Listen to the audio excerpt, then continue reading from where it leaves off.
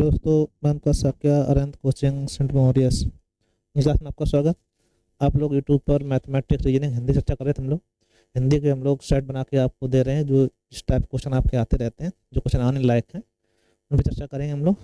ठीक है, आप देखिएगा, लाइक फिर करिएगा। ठीक है, इससे पहला क्वेश्चन सेट बहुत ही अच्छा था आपका, जो आप पढ़ने जा रहे हैं ये भी सेट बहुत ही गजब का है। इसको देखिए आप लोग। एक एक में संधि पूछ रहा है, कौन संधि है? एक एक संधि विच्छेद होता है एक और एक, एक प्लस एक। ठीक है, तो आ के साथ ए मिलती ऐ हो जाती है, वहाँ वृद्धि संधि होती है। कौन संधि होती है? वृद्धि स्वर संधि। ठीक है, अध्ययन में अध धन अयन होता है। ठीक है, ई के साथ में असमान स्वर आएगा तो ऐ हो जाता है, वहाँ एड संधि होती है। कौन संधि होती है? एड स्वर संधि। कौन संधि है? एड स्वर संधि। कोई समस्या? बोलो। अध्ययन कौन संधि है? एड। एक एक में कौन सी है? वृद्धि। ठीक है, बताओ बताओ। यथा साध्य, साध्य के अनुसार होता है।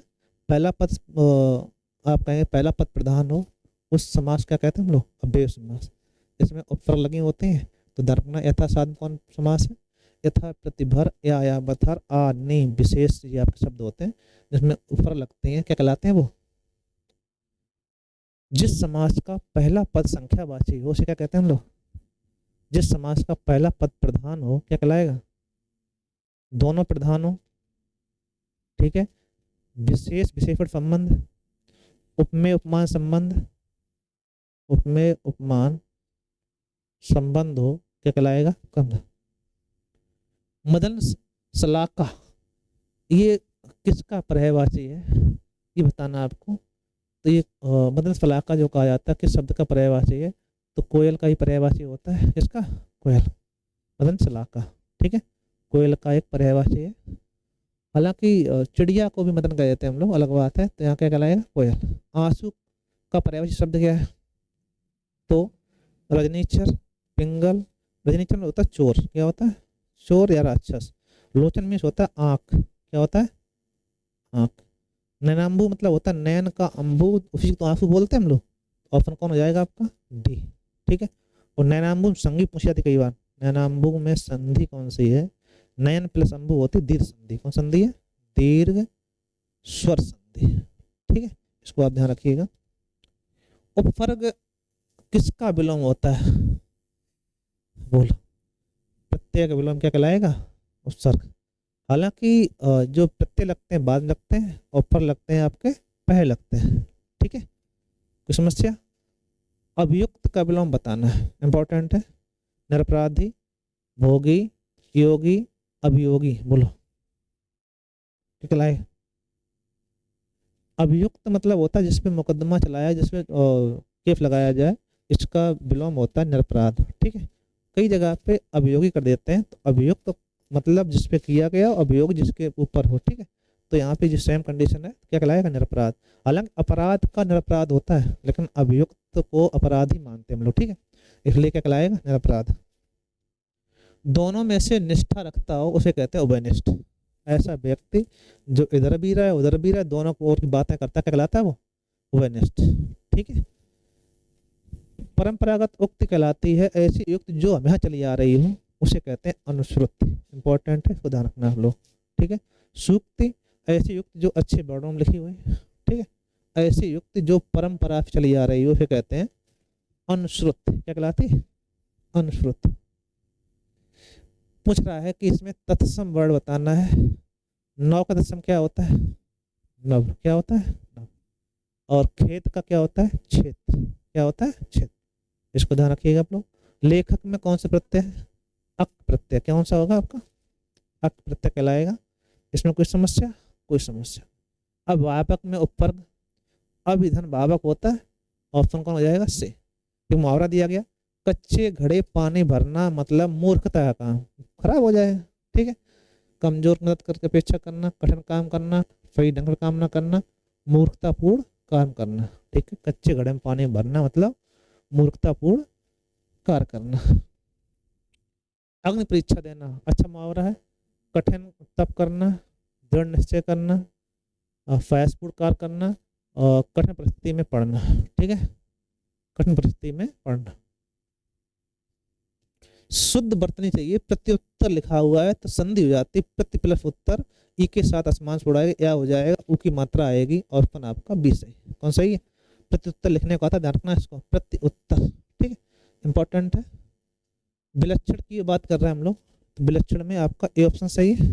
ठीक है, विलक्षण कौन सी हो जाएगा आपका? A option. कोई दिक्कत? बोरों सबे रघुवंश कुठार की धार में बरन बाज सत्य। लक्ष्मण जी ने जब क्रोध आ गया तो क्रोध में ये बातें कहीं, तो जहाँ पे गुस्सा की बात आए, कौन रस होता है? रौद्र रस। कौन रस होता है?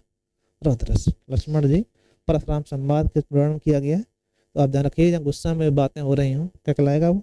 रौद्र रस। मूक होए बाचाल पंग चढ़े गिरवर। ठीक है, और जस कृपा से दयाल द्रभट। देखो वैसे तो इसमें हमें लाइन मात्राएं लगानी चाहिए, तो लगा के देख लेते हैं। वैसे रियल में ये तो सबको मालूम है कि सोरठा होता है, और ये तो सबको याद ही होता है, फ्री गुरचरण फरोज रज किसका है? दोहा है। क्या है? धरना, ये दोहा है, चौपाई उपाई नहीं, चकने पर जाना। क्या है? दोहा। इससे मात्रा गिन सकते, चाहो इसको गिन के देखते हैं हम लोग। 2 1 2 2 2 2 1 2 1 1 2 2 1 1 1 1 1 1 1। अब गिनेंगे हम लोग, इसमें देखेंगे पहला काम 2 2 4 2 6 2 8 10 11, 11 और 13 है। 11 13 पे क्या कहलाता है? सोरठा कहलाता है। क्या कहलाता है? सोरठा।